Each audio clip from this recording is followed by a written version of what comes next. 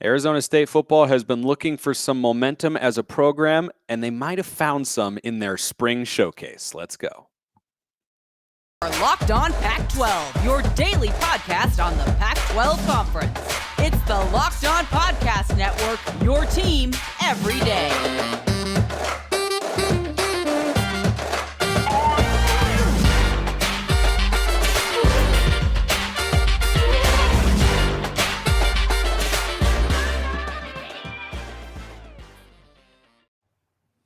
Welcome, everybody, to another episode of Locked On Pac-12. I'm your host, Spencer McLaughlin, D1 play-by-play broadcaster, and yes, big Marvel fan, as you're seeing here on YouTube. I'm going to see Doctor Strange tonight. Thanks for making Locked On Pac-12 your first listen or your first view every day. Part of the Locked On Podcast Network, your number one source to stay up to date with the Conference of Champions. And those of you watching on YouTube already know this as well. I am joined by Richie Bradshaw. He is the host of Locked On Sun Devils Forks Up down there in Tempe. First time that you and I have done an episode together. Certainly won't be the last, because Arizona State, one of the members of the Pac-12, and we cover all of those schools here on Locked On Pac-12. Richie, welcome to the show, my man. Thank you so much for having me, Spencer. Always happy to come on here and talk about Arizona State when it comes to the Pac-12. And just for the record, those of you watching on YouTube, this is a navy blue shirt, and the light coming through my window is making it look purple. Now that we got that out of the way, let's go to Arizona State's spring showcase. Off of an 8-5 season in 2021, in which they went 8-4, and then they were second in the Pac-12 South. They lost their bowl game to Wisconsin, I believe it was, if memory serves. It seems like a lifetime ago because so much has happened since then. But you would be correct. Yeah, it kind of feels like a program that, needs a little bit of momentum, right? Needs to start having things trend in a positive direction. But they had their spring showcase, and they've got a quarterback battle going on. But let's start right off the top with the spring showcase, Richie. What were the biggest takeaways from what you saw on the field from the Sun Devils? I think one of the most unfortunate biggest takeaways is that there's not going to be much of a passing game this year. Now, Arizona State has lost a lot, particularly Ricky Pearsall decided to enter the transfer portal just a couple weeks ago, and that's going to hit the program really, really hard. He was your leading receiver a year ago in receptions, yards. I don't believe touchdowns, but not 100% on that. Regardless, losing Pearsall is huge, because I had many a times joked that he was ASU's discount RC Cola version of Julian Edelman, because he felt like a guy you could kind of do a little bit of everything with, a little razzle dazzle. But you lost him. Johnny Wilson entered the transfer portal. Jordan Porter entered the transfer portal. There was another guy, I can't remember his name. So you've lost 4 guys. You did gain a kid just a couple days ago in Cam Johnson from Vandy, but based off of what you saw in spring ball, the passing game is not going to be a strength for the team. The one good news, though, is that the run game, which we're accustomed to seeing a very strong run game, should continue to be that way. Well, that's certainly a positive element of it. And when you're talking about the passing game, you have to, of course, mention that there's no Jayden Daniels there. And there's a pretty open quarterback battle where nobody appears to have a huge lead. But let's talk about the guys who threw the ball, who were spinning it behind center for Herm Edwards and company in the spring showcase. Kind of go through each of those guys and what they showed.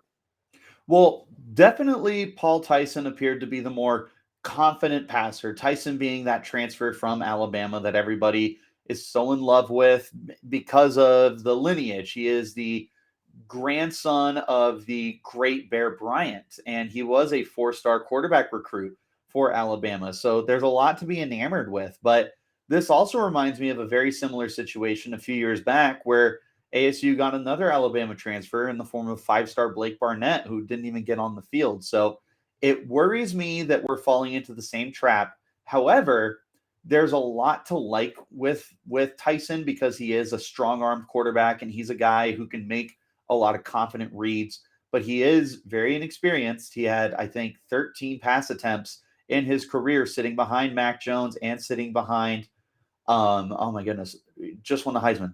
Bryce Young. Bryce Young. I was going to say Bryce Perkins, as in former Arizona State quarterback. Yeah. But Yeah, he doesn't have a lot of experience. He seemed to be the more confident passer, but there also is the factor of Trenton Bourget, who was the more like scheme fit kind of guy for the team. He is a little bit more mobile than some of the other options that we have there. So he definitely fits the mold of what we're more used to, but Tyson definitely seems to be the better passer. I know Dalen McLemore also had a pretty solid spring camp. Finn Collins was a guy to keep an eye on. And then a few other guys, Meredith Bennett and Oliver Towns, were also in competition during spring ball. So, how do you feel after having gotten a chance to see those guys for the first time? The coaches get to see them basically every day in practice and such, but this was kind of your first look to compare them all. Was there one who stood out in a significant way, or were they all just kind of like, it's like, oh, this guy does this well, that guy does that well, and like this was okay, but it sounded like you were kind of highest on Tyson. Is that the case? I think that would be the case. So my thing is I don't know how confident I am for 2022, but I am excited for the future, especially if Tyson is long term here. I think that Tyson does have the capability to grow into a very good quarterback. The problem with Tyson is he's got cinder block feet. I mean, this guy does not move very well. So the silver lining is incoming. Oh my goodness, sorry about my dog with her squeaky toy. The incoming offensive coordinator that we have wants to switch to a more pro style offense and wants to have more natural reads, which is something that Tyson could definitely fit the bill for. So interested to see how he ends up developing with ASU. 2022 makes me nervous though, because there is a lot of uncertainty at quarterback. And during spring ball, we didn't have word that Emery Jones was going to be coming to the program. So with what we had known at the time, there definitely was a lot more questions than there were answers that we got by the end of spring ball. And Emery Jones did come into Arizona State, correct? He did, yes. So where do you think he fits into the quarterback room with the guys because he wasn't there for the spring showcase? That was a pretty recent development. Where do you think he can fit into that room? Because that's a guy who comes in with Power 5 starting experience, whereas Tyson comes in with Power 5 passing experience in a very limited capacity. Emery Jones is a guy who started and won games at Florida. Emery Jones is your quarterback one. To me, there's no like disputing that. He comes in with the most experience. He has the most upside. Quite frankly, he reminds me a lot of what Jayden Daniels was. He is this guy who's maybe not the best passer in the world, but he's a playmaker, not only with his arm, but with his legs. He's exciting. He's electric. He's going to be one of those guys who is going to put heat in the seats. Like people are going to want to come and see Emery Jones because he played very well in the SEC. And as much as I love the Pac-12, we're definitely not quite at the competition level that the SEC is at. And I think that Emery could definitely come in and make a big impact right away for the Sun Devils. So to me, and the other thing I want to factor in real quick is Herm Edwards is in a make or break year. He has got to win now or he's getting canned. Emery Jones gives him the absolute best case and best chance to win this year to save his job. I would like to make it very clear, by the way, here on the show. I want it on the record, out on YouTube and podcasts as well. We're free and available on all platforms if you didn't know. We here at Locked On Pac-12 are very pro-dog. We are 100% pro-dog here on the show and support dogs through and through. Let's move now to three players who probably earned some playing time in the spring showcase. And I think some fans look at these spring games and spring showcase and say, it's just an opportunity for a third and fourth stringer to show something. But I think if you examine them over the years, there have been instances time and time again, really on a regular basis, where guys show out who, you maybe hadn't heard a ton from, but because they produce really well in that simulated game environment, they end up playing a more significant role in the team when the fall rolls around. Rachaad White leaves to go to the NFL. He's drafted by the Tampa Bay Buccaneers. I believe he's in the third round, if Yes, memory sir. serves. So the Bucs got a really nice player there, and Sun Devil fans certainly know that. But now he leaves a void, right? Because that sort of production is not very easy to replace. Who are the sorts of guys, or maybe one guy that could replace that production in the backfield? Well, we're definitely going to be looking towards Daniel Ngata, the established guy and third-year player, to essentially be the lead dog there. You did get a transfer coming in from Wyoming named Xavier Valade, who we're excited about as potential like overall replacement for Rachaad White because of his prowess as a pass catcher and his ability to be a good in between the tackles kind of runner.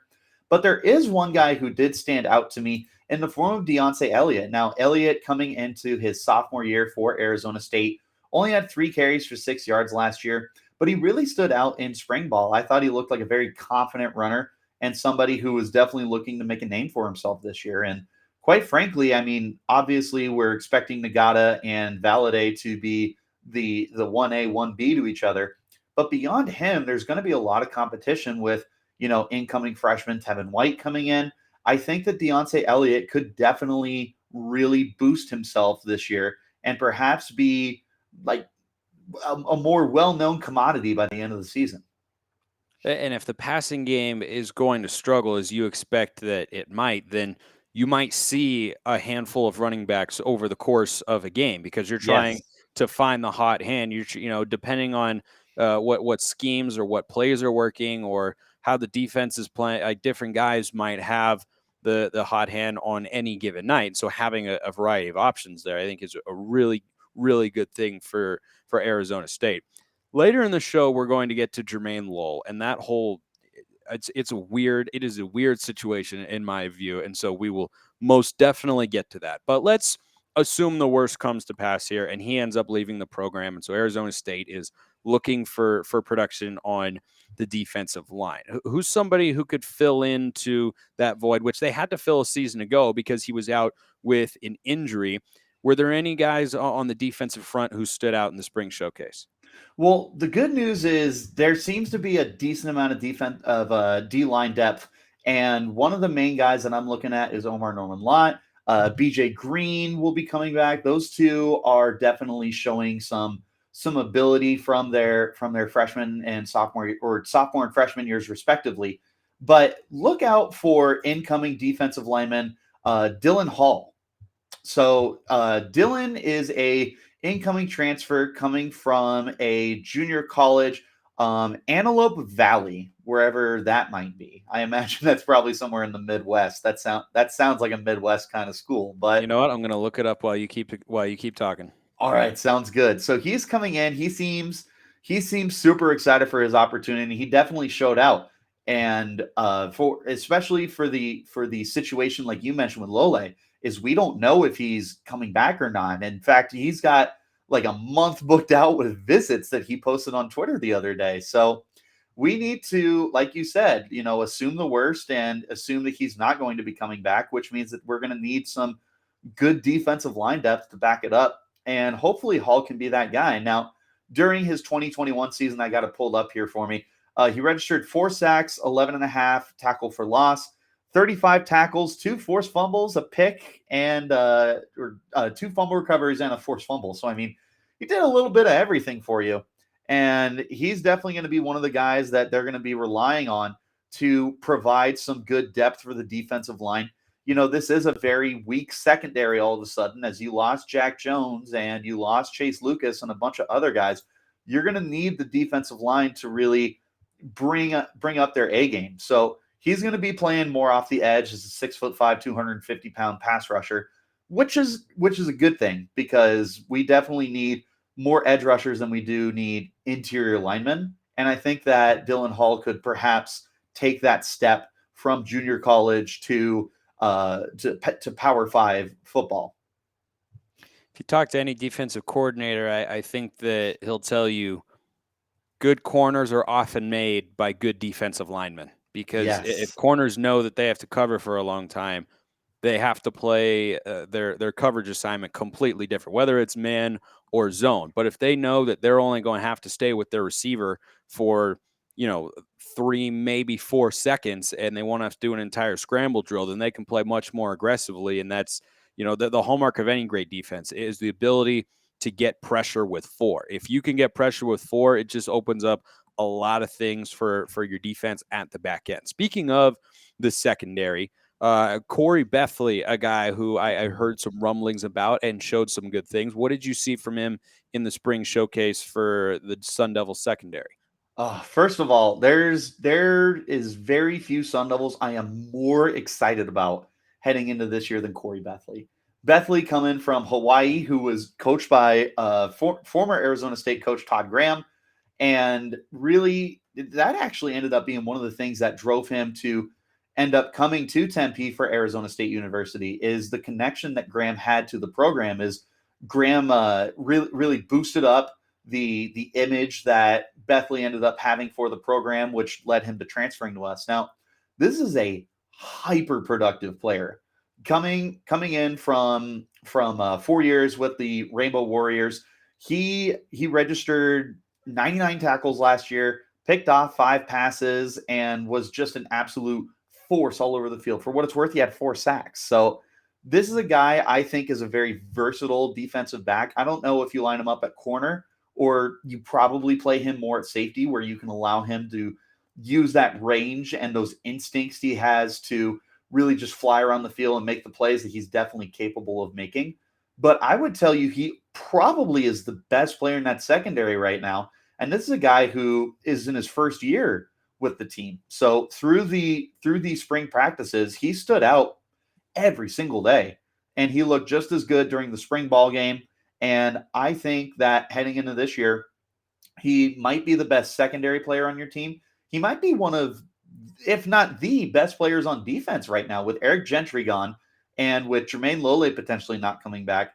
It's pretty much between him and Merlin Robertson, the very long-time established linebacker for the Sun Devils, who are going to be vying for the best player on that defense. I think that Bethley is just an absolute ball magnet. And like I said, you're going to be very hard-pressed to find a Sun Devil I'm more excited about heading into 2022 than Khoury Bethley.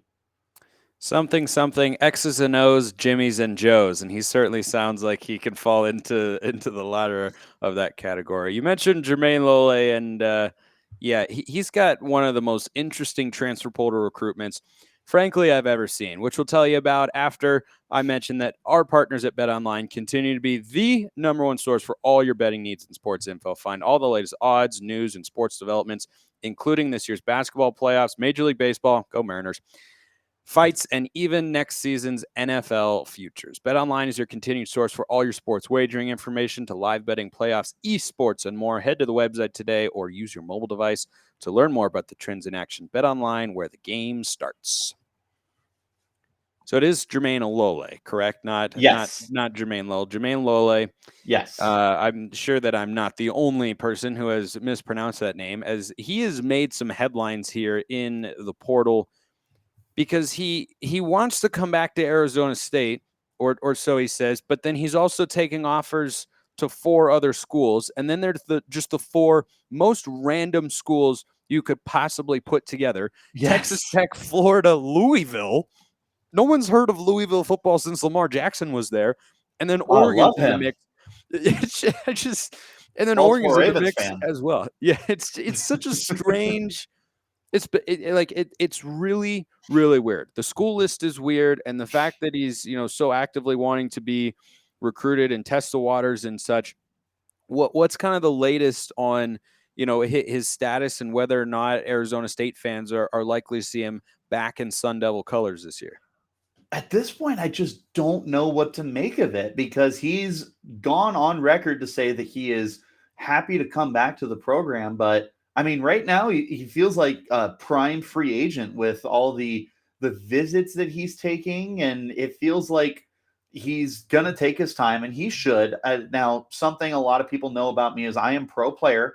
I am definitely one of those, like, go get your bag and do what's best for you, because especially in football, this is a very unforgiving sport, and I think that these guys need to get everything they can while they have that opportunity. So him taking visits like this, it's definitely abnormal and not something we're used to seeing in the college ranks. But as far as what it's going to be looking like for the Sun Devils, I feel like you just kind of need to assume the worst right now and be under the assumption that he's not going to be coming back, and just hope that the depth that you have is able to step up this year, because you're really going to need it. Yeah, and that's why you mentioned somebody like Dylan Hall. You have to have production from your front seven, particularly your front four in the trenches. And if you're not going to have Lole, now they didn't have him a season ago, but when he was on the field, he's an absolute monster up front. Highly productive. He grades really well. Going to be an NFL draft pick, and he's got one. It's not unusual for a guy to enter the portal and have several options, right? We saw that recently in the Pac-12 with UCLA defensive end transfer Mitchell Agude. He was looking at Oregon. He was looking at Washington. He was looking at Tennessee. He was looking at Miami. He ultimately went down to the Hurricanes, right? And he took visits to all of those places. It's unusual to be that involved with other schools while also heavily putting out there that it's possible you could come back to the school that you're currently at. That's what just makes it so bizarre for me, but it does kind of feel like he's out the door, right? But I wouldn't say that in the same way as other players who are thinking about transferring or who have already entered the portal, because not everybody is also, keeping 1 foot in and 1 foot out, right? Because he clearly has 1 foot there, and he's exploring all of his options, and we'll see. I read a report that NIL is probably going to factor into it. So maybe it'll be about which school can offer him the best deal in that sense. And it's a fascinating situation to follow. And, the other thing is he has one official visit left if he wants, because he's, scheduled 4 with the ones we mentioned, but you can have up to 5. So if he wanted to, and I'm surprised that he hasn't looked at either of the California schools, because he's a California kid. Antelope Hills, for those of you who have just been sitting on the edge of your seat waiting to know where that is, if you didn't Google it yourself, it is in the state of California. And so if I would have lost that. It's in the SoCal area. So kind of in USC and UCLA's backyard, both of whom have offensively minded coaches who have struggled on defense over the years at times. It's all relative, of course, but Oklahoma didn't win a college football playoff game under Lincoln Riley because they couldn't stop anybody. They couldn't stop it. Well, no one could stop LSU, to be fair, but they couldn't stop Georgia, and they couldn't stop Alabama another year. So it's just fascinating that neither of those schools have been able to, get an official visit with them. And I'll be interested to see if one of them works their way into the mix there. Another storyline going forward, and we were talking about the quarterbacks earlier, but you said Emery Jones, clear-cut QB1, and I understand and agree with that. And if you're not watching on YouTube, you see Richie puts a big smile on his face when he says that. He's content with Emery Jones there. Yes, do you think to put it lightly? Yeah. Do you think there's any possibility that someone else could usurp that job from him? Because Herm Edwards has been very open about it's an open competition, and they're not afraid to consider all their options and all that sort of stuff.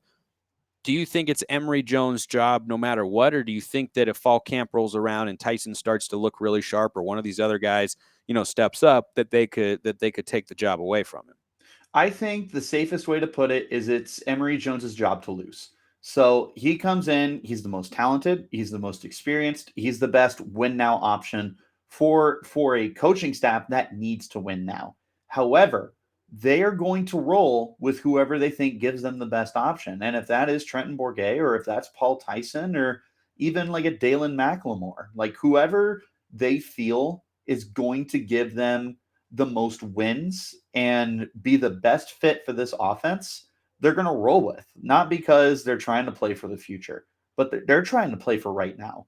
And that's the reason why I feel like it's Emery Jones's job to lose, is because he is absolutely your best option to keep everybody afloat right now.